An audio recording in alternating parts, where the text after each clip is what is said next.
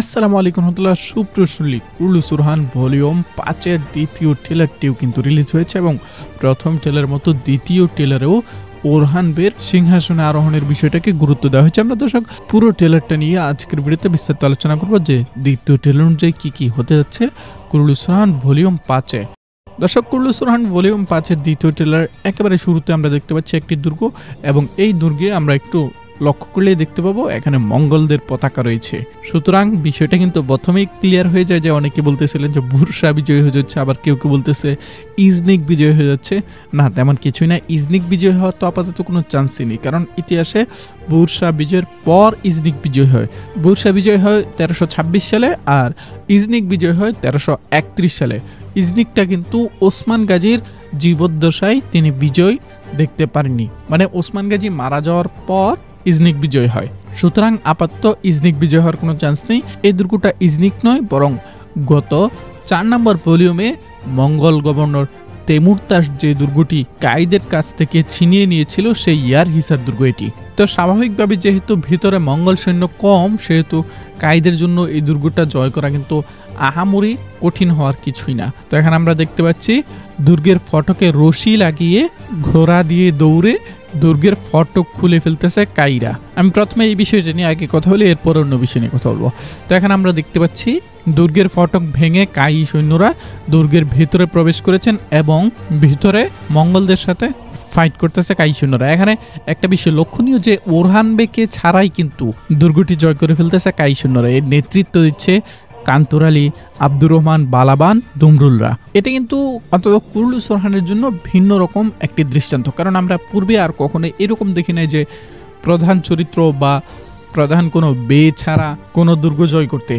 তো এই প্রথম কিন্তু আমরা দেখতে পাচ্ছি কাই সৈন্যদের নেতৃত্বে গত 4 নম্বর ভলিউমে হাতছাড়া হয়ে যাওয়া ইয়ার হিসার দুর্গটি পুনরায় কাইদের হাতে ফিরে আসতেছে। তো এদিকে আমরা দেখতে পাচ্ছি ওসমান বে ওরহান বেকে উদ্দেশ্য করে বলতেছে, হে ছেলে, এখন থেকে রাগ দেখাবো আমরা, আর আমাদের যে রাগ, আমাদের যে অভিমান, তা ভাঙানো তোমার কাজ। আমরা অপূর্ণ থাকলে পূর্ণতা এনে দেওয়া তোমার দায়িত্ব। মানে কথাগুলো কিন্তু চিন্তার বিষয়, যে আমরা সাধারণত ভেবে থাকি যে সিংহাসনে বসলো, বে হয়ে গেল আর আদেশ দিল, সব হয়ে গেল এরকমটা। কিন্তু ওসমান বের এই কথাগুলো শুনে কিন্তু স্পষ্ট বোঝা যাচ্ছে বের দায়িত্ব অনেক গুরুত্বপূর্ণ, যে সাধারণ জনগণ অভিমান করবে, অপূর্ণ থাকবে, এই সব কিছুর সমাধান করার দায়িত্ব বের। এখানে ওসমান বে বলতেছে আমরা ভেঙে ফেলবো, টুকরো টুকরো করে ফেলবো, আর তা গুছিয়ে আবারও একত্রিত করা, প্রতিষ্ঠা করা তোমার দায়িত্ব। তা আমরা দেখতে পাচ্ছি একটি উৎসবের মতো কিছু হচ্ছে। এটা অন্য কোথাও না, এটা হচ্ছে সগুতে, এবং এই উৎসবটা হচ্ছে কাইদের নতুন বে ওরহান বের সিংহাসনে আরোহণ করাকে উদ্দেশ্য করে। মানে প্রথম ট্রেলার দেখে যারা ভেবেছিলেন যে ওরহান বে একেবারে সাদাসিধেভাবে সিংহাসনে বসে যাচ্ছেন, অথচ ওসমান বে বসার সময় কত আনন্দ, কত উৎসব, কত কিছু হয়েছিল, অনেকে হতাশ হয়ে গেছিলেন। কিন্তু হতাশ হওয়ার কিছুই নেই। ওরহান বের সিংহাসনে আরোহণ করাকে নিয়ে অবশ্যই একটি উৎসব হবে বসতিতে। তো এই উৎসবটি বসতিতে তো হবেই, তার পাশাপাশি মেইন উৎসবটি হবে সগুতে। তো একটা বেশি লক্ষণীয় যে ব্যাকগ্রাউন্ডে বাজতেছে, কয়েকজন বলতেছে আমি যতদিন বেঁচে থাকবো, আমি যতদিন শ্বাস নিব, ততদিন পর্যন্ত ওরহানকে কোনো বিজয় হাসিল করতে বা ওরহানকে কোনো উদ্দেশ্যে সফল হতে দিব না। এটা কে বলতেছে? এটা বলতেছে শাহিন সাহেব। আমাদের গত ভিডিওতে আমরা বলেছিলাম সম্ভবত আমরা নতুন কোনো বিশ্বাসঘাতক দেখতে যাচ্ছি। যেহেতু ওরহান বে সিংহাসনে আরোহণ করেছেন, সেহেতু ওরহান বের বিরোধীদের মধ্য থেকে হয়তোবা কোনো বিশ্বাসঘাতকের আগমন হতে পারে। তো সেটা ঠিক শাহিন সাহেবই হবে নাকি আবচি বে হবে, সেটা এখনো ক্লিয়ার না। তো এদিকে আমরা দেখতে পাচ্ছি কমান্ডার ফ্লাভিয়াস সগুতে ছদ্মবেশে এখনো রয়ে গেছে এবং সে ওসমান বেকে হত্যার পরিকল্পনা করতেছে। কারণ হিসেবে সে বলতেছে ওসমান বে তার পিতাকে হত্যা করেছে, আর সেজন্যই সে ওসমান বেকে হত্যা করবে। তো ওসমান বে ওরহান বেরা যখন তাদের উৎসব নিয়ে, তাদের আনুষ্ঠানিকতা নিয়ে ব্যস্ত, ঠিক তখন কমান্ডার ফ্লাভিয়াস গোপনে তীর ধনুক নিয়ে অবস্থান নিয়েছেন ওসমান বেকে তীর দিয়ে হত্যা করার জন্য। তবে আমার মনে হচ্ছে কমান্ডার ফ্লাভিয়াস ওসমান বেকে তীর ছুঁড়তে ব্যর্থ হবে। হয়তোবা যে কোনো কারণে, যে কোনোভাবে সে এখানে ব্যর্থ হবে। হয়তোবা ওসমান বের পাশে ফাতেমা খাতুন চলে আসতে পারে, অথবা কমান্ডার ফ্লাভিয়াসের পাশে কেউ চলে আসতে পারে। বিভিন্ন কারণে হয়তোবা কমান্ডার ফ্লাভিয়াস তীর ছুড়তে ব্যর্থ হবে। তবে কমান্ডার ফ্লাভিয়াসের জন্য সামনে কিন্তু গুরুত্বপূর্ণ স্ক্রিপ্ট আছে, গুরুত্বপূর্ণ ঘটনা আছে, কারণ ইতিমধ্যে কিন্তু কুরুলুস সুরহানের নতুন দরবেশের আগমন ঘটতেছে। কুরুলুস সুরহানে মুসা দরবেশ নামক একটি চরিত্র আসতেছে এবং সেটা আগামী 5 নাম্বার ভলিউমে এন্ট্রি নেবে।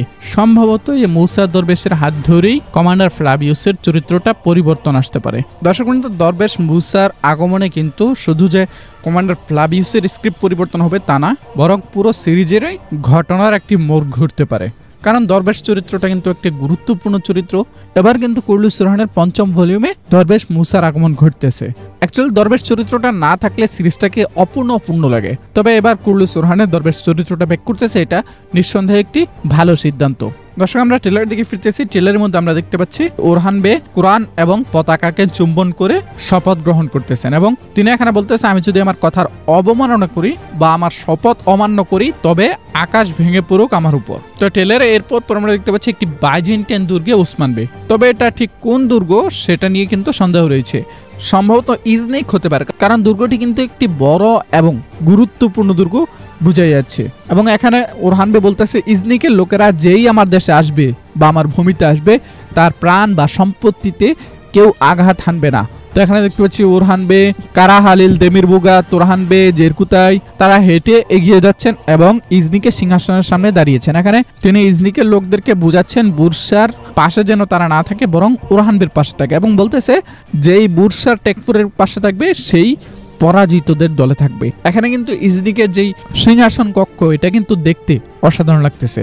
তো সম্ভবত কোনো একটা ব্যবসায়িক চুক্তি বা রাজনৈতিক কোনো কারণে ইজনিকে গিয়েছেন ওরহান বে। এখানে ইজনিক বিজয় হবে বা কিছু হয়ে যাচ্ছে, ইজনিকে আক্রমণ হচ্ছে, এরকম কিছু বলার কোনো উপায় নেই। তো ট্রেলারের শেষের দিকে আমরা দেখতে পাচ্ছি ওরহান বে বলতেছে, তুর্কিরা কখনো রাষ্ট্রহীন হয় না, তুর্কিরা কখনো স্বদেশহীন হয় না। এটা তুর্কিদের একটি বিখ্যাত সংলাপ যে তুর্কিরা কখনো স্বদেশ ছাড়া থাকে না। তো এই কথাগুলো ওরহান বে সুগুতে দাঁড়িয়ে তার সিংহাসনে বসার অনুষ্ঠানে বলতেছেন। এখানে তিনি আরো বলতেছেন তুর্কিরা কখনো আজান ছাড়া থাকে না। তো সবকিছু মিলিয়ে বলা যায় আগামী ভলিউমটি অসাধারণ হবে, যেহেতু একদিকে দরবেশের আগমন হচ্ছে, আরেকদিকে ওরহান বে বসতির প্রধান হচ্ছেন, অন্যদিকে ইজনিকে যাচ্ছেন, মানে ইজনিক দেখতে পাবো আমরা প্রথমবারের মতো। এরপর আবার গত ভলিউমে হাতছাড়া হয়ে যাওয়া ইয়ার হিসার দুর্গটি পুনরুদ্ধার হচ্ছে, তাও আবার আল্পদের মাধ্যমে। সবকিছু মিলে দর্শক বলা যায় আগামী 5 নম্বর ভলিউমটি অসাধারণ হতে যাচ্ছে। দর্শক, আজকের ভিডিওটি এ পর্যন্ত রাখছি। বিশ্বস্ততার আরেক নাম JM telecom. Earbuds, Bluetooth, smart watch, headphone সহ আরো অসংখ্য মোবাইল গ্যাজেট পাবেন আমাদের এখানে। আমাদের ফেসবুক পেজ অথবা স্ক্রিন দেওয়া হোয়াটসঅ্যাপ নাম্বারে যোগাযোগ করে কোনো প্রকার অগ্রিম পেমেন্ট করা ছাড়াই সারা বাংলাদেশের যে কোনো প্রান্ত থেকে একদম ঘরে বসেই আমাদের পণ্যগুলো কিনতে পারবেন। বিশ্বস্ততার আরেক নাম জেএম টেলিকম।